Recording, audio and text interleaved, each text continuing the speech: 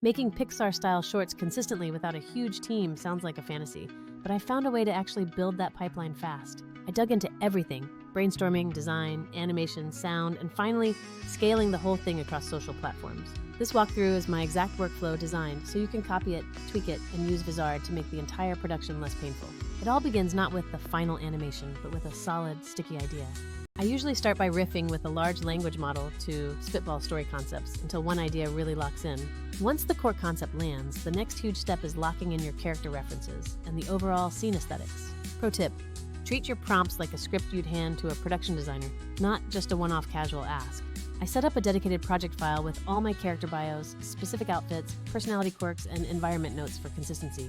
This document becomes the brain of the whole generative system, meaning I never have to retype that background information again. I can simply say, generate a shot of Theo waking up in his room, and the generator instantly knows the character and the setting's feel.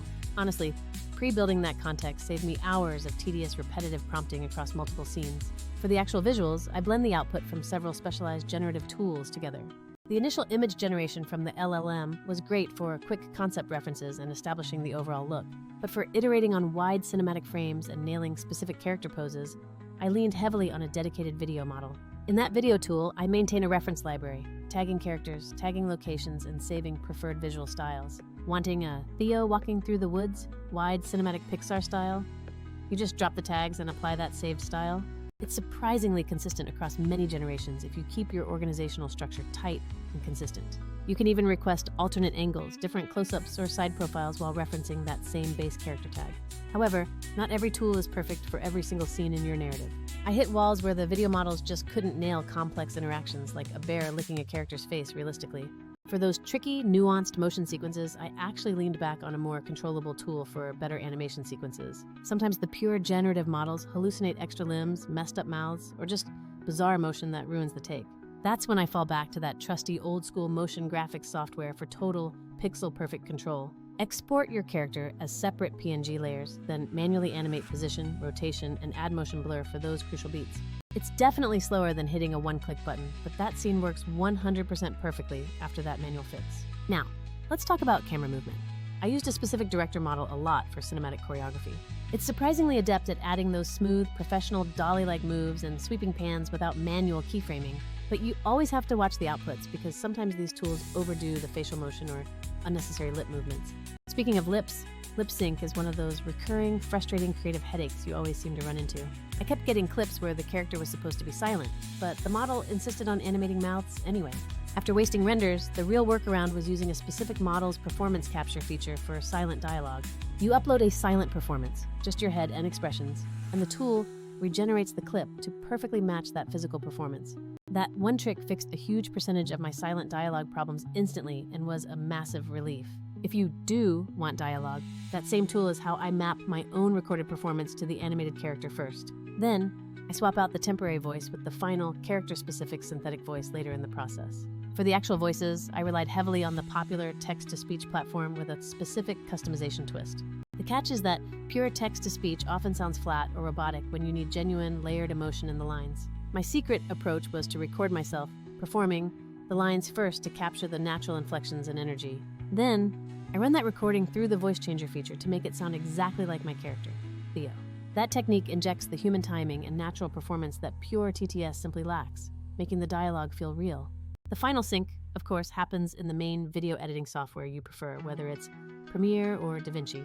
Sound design is truly half of the entire emotional vibe you create for the audience. I used one AI for custom sound effects, stock libraries for ambient sound beds, and other tools for quick sonic variations. For music, I chose tracks specifically matching the short's mood, playful for a light moment, tense for a cliffhanger. Then, I mix everything down carefully so the music never overpowers or clashes with the critical dialogue tracks. One AI audio generator created decent background pieces, but it wasn't consistent enough to be my sole foundation. I used it as an extra supporting layer of sound rather than trying to make it the entire sonic foundation of the project. This is where the platform called Vizard finally enters the chat and completely changes the game for scaling content. After I render a full, longer cut, say a 3 or 4 minute short, Vizard automatically finds the absolute best moments. It then turns those highlights into ready-to-post, short-form clips optimized for social media platforms. That is the core magic. Instead of manually hunting for the most viral-worthy sections, you let the AI do the heavy lifting. It intelligently picks out the parts of your long video that are most likely to perform well and makes them instantly postable. Honestly, this time-saving feature was the one I truly underestimated the most when I first built this stack. But the utility goes beyond simple clipping.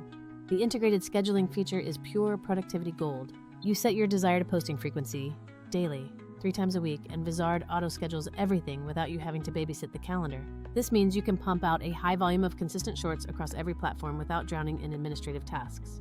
The content calendar feature itself is a centralized hub to preview, tweak captions, and finally publish everything. No more juggling multiple upload UIs, hunting through spreadsheets, or forgetting what went live last Tuesday.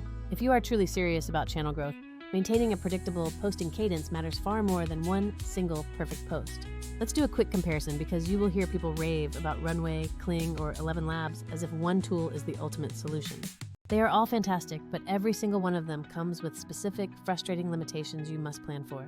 Runway is excellent for maintaining that consistent visual style across generations, and the unlimited video plan is a huge win.